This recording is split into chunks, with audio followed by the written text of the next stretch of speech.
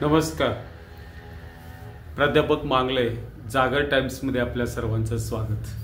मित्रांनो, हे होणारच होतं. आज अजितदादांनी मुंबईमध्ये DPDC मीटिंग घेतली. त्या मीटिंगला शिवसेनेच्या तिन्ही आमदारांना बोलावलं नाही, निमंत्रण दिलं नाही, मंत्री गोगावलेंच्या सहित. जिल्ह्यातले अधिकारी बोलावले, DPO सारखे, पण आमदारांना बोलवलं नाही. आणि याबरोबरच युतीमध्ये जो बेबनाव आपण म्हणतो, तिघांचंही मिळत नाही किंवा एक वाक्यता तिघांच्यात नाही, हा उघड झाला. फडणवीसांच्या कारवाया उघड, गंभीर चाली आणि महायुतीतील बेबनाव, असं आजच्या आपल्या युतीचं आजच्या आपल्या पोस्टचं नाव आहे. गांभीर्यानं ऐका. मुळात विधानसभा निवडणुकीमध्ये मोठ्या फरकानं महायुतीनं विजय मिळवले. भाजप 132, शिंदे गट 57 आणि अजितदादांना 41. इथं एक गोष्ट तुम्ही लक्षात घ्या. भाजपनं ठरवलं तर शिंदे बरोबर युती करून ते सत्तेत राहू शकतात आणि भाजपनं म्हणजे फडणवीसांनी ठरवलं तर अजितदादांच्यावरही ते राहून युतीत सत्ता करू शकतात. म्हणजे सत्तेसाठी ते किंवा ते हा पर्याय उपलब्ध आहे. अजितदादा किंवा एकनाथ फडणवीस. ज्या वेळेला निवडणुका झाल्या त्यावेळेला एकनाथ शिंदेना असं वाटत होतं की आपल्याला गेल्या वेळेप्रमाणे मुख्यमंत्री पद देणार, पण ते घडलं नाही. अनेक दिवस वादाचे प्रसंग झाले, उघडपणे काही दिसलं नाही, आतल्या आत मिटवायचा प्रयत्न झाला. त्यानंतर एकनाथ शिंदेनी गृहमंत्रीपद मागितलं, ते सुद्धा फडणवीस साहेबांनी सोडलं नाही. आता इथे एक गोष्ट लक्षात ठेवा, फडणवीस साहेबांना मुख्यमंत्री पदच हवं असतंय आणि त्या आड कोणीही जरी आलं तरी त्याला ते क्षमा करत नाहीत. त्यांना राजकीय आयुष्यातून उठवायचा प्रयत्न करतात.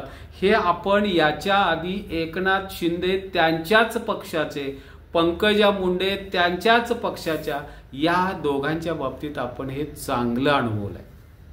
एवढंच काय, विनोद तावडेंच्या बाबतीतही हाच प्रकार होता.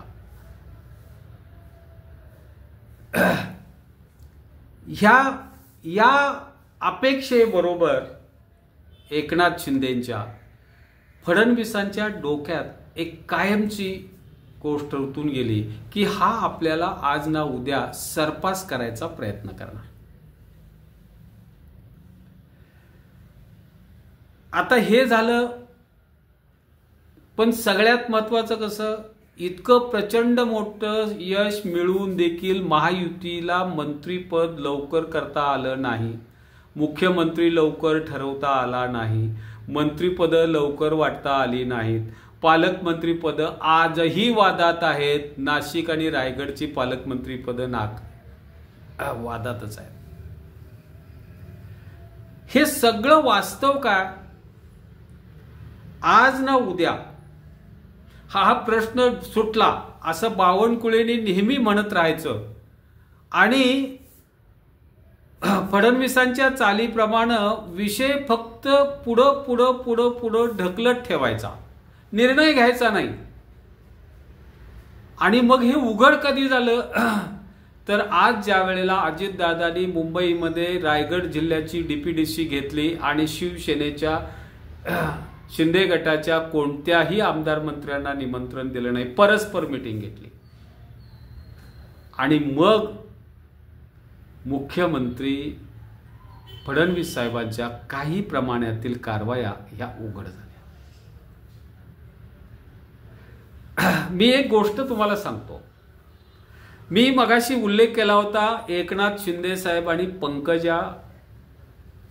एकनाथ खडसे आणि पंकजा मुंडे यांचा.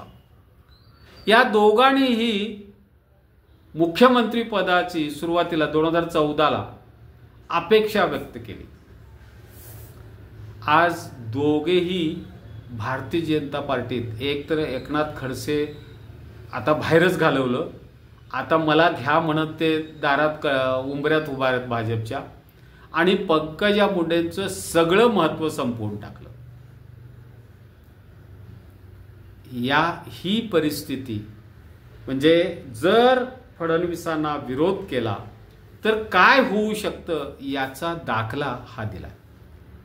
एक तर ते काय करतात, मंत्री जरी केलं तरी या शिंदे साहेबांच्या मंत्र्यांना गेल्या वेळेसारखी परिस्थिती असणार नाही, हे त्यांना आता थोडं थोडं त्याची झलक आता बघायला मिळते. सगळ्यात महत्त्वाचं कसं आहे की मंत्री जरी शिंदे साहेबांचे असले, मंत्री जरी अजितदादांचे असले, तरी त्यांच्यावरचा प्रमुख स्टाफ जो असतो, PS असेल, PA असतील, OSD असेल, हे CM ऑफिसमधूनच मंजूर केले जातात. तुम्ही परस्पर घ्यायची तुम्हाला प्राज्ञा नाही. आणि हे करण्यापाठींचा ही भूमिका म्हणजे एकनाथ शिंदे साहेबांना कशा पद्धतीनं अडचणीत आणलं, तर त्यांच्या कार्यालयात काय चाललंय हे त्यांना समजावं अशी फडणवीस साहेबांची अपेक्षा असते. कोणत्या काही प्रकरणात त्यांनी काही खाल्लं असेल तर ते रेकॉर्ड त्यांना मेंटेन करता येतं, हे लक्षात घ्या, आणि त्याचा वापर सोयीनुसार ते करतात.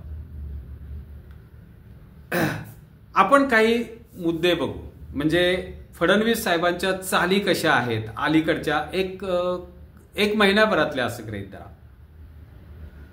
आज रायगडची DPDC अजितदादा पवारनी परस्पर घेतली.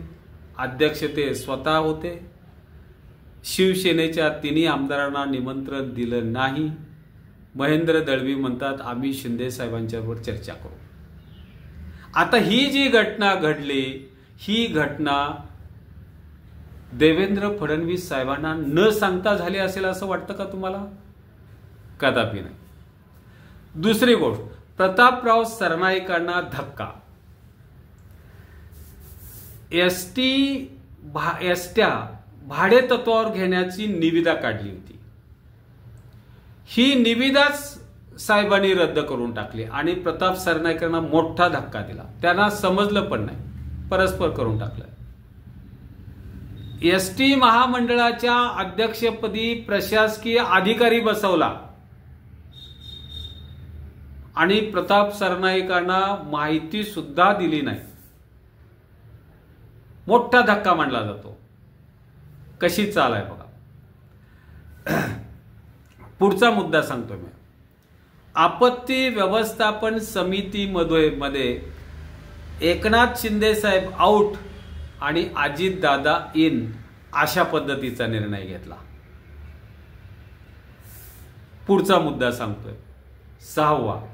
मंत्र्यांच्या स्टाफवरती, शिवसेनेच्या मंत्र्यांच्या स्टाफवरचे PA असतील, OSD असतील, PS असतील, यांच्या नियुक्त्या अद्याप रखडलेल्या आहेत. मित्रांनो, त्यांना म्हणजे मंत्र्यांना केस उपटून घ्यायची पाळी येत असेल. कारण काय, एक तर मंत्री करत असताना प्रचंड विलंब लावला, करतात का नाही अशा पद्धतीने. मग काही जण तर मागच्या 22 पासून वेटिंग लिस्टवरती होते. त्यानंतर पालकमंत्री पदासाठी घोळ सुरू झाला आणि आता स्टाफ सुद्धा CMच्याच परवानगीनं भरला जातो. त्यामुळं या रखडलेल्या PAचा किंवा स्टाफमुळं सगळे शिवसेनेचे मंत्री सगळे वैतागलेत. फक्त ते बोलून दाखवत नाही. पुढचा मुद्दा, उदय सामंतांना कशा पद्धतीनं धक्का दिला बघा. उद्योग खातं म्हणजे MIDC मध्ये मंत्र्यांना डावलून सचिवच निर्णय घेतात. उदय सामंतांना विचारतच नाही. त्याने एक पत्र लिहिलंय आणि माझ्या आता ते माध्यमात सांगायला येते या पत्रामुळं काही झालेलं नाही, मी पत्र साधं लिहिलेलं आहे, मी काही नाराज नाही. म्हणजे स्वतःच पत्र लिहिलंय आणि त्याची म्हणजे माझं पत्र कसं आहे याचा उल्लेखही तेच करत आहेत.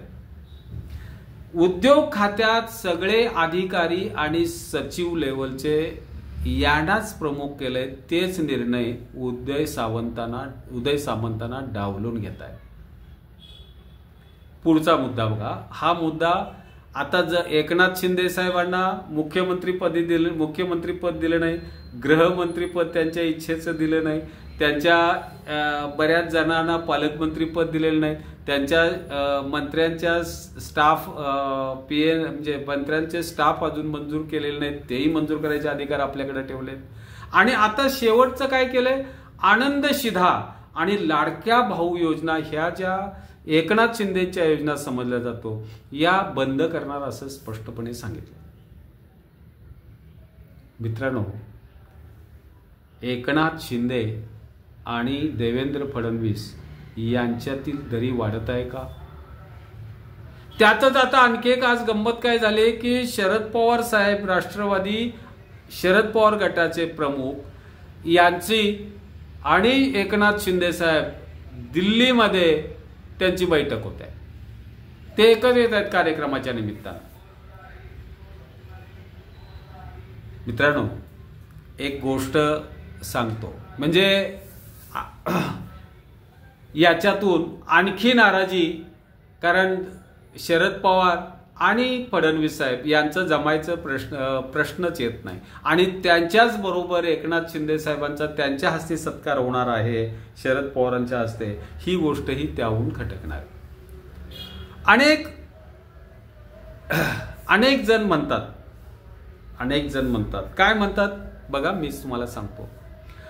या मंत्रिमंडळातल्या अनेक मंत्र्यांचा एकनाथ खडसे होणार, पंकजा मुंडे होणार असं बोललं जातं. आता हे का बोललं जातं, तर त्यांचा जो स्टाफ आहे तिथं चाललेल्या प्रत्येक गोष्टींची बित्तम बातमी आपल्याला म्हणजे देवेंद्र फडणवीस साहेबांना मिळालीच पाहिजे हा अट्टास असल्यामुळं त्यांच्या कार्यालयात काय चालू आहे, कुठला व्यवहार झालाय का आणि कोण काय करतंय याचं बित्तम बातमी ही फडणवीस साहेबांना घ्यायचीच असते आणि त्यातून त्यांच्यावरती वजन ठेवायचं आहे.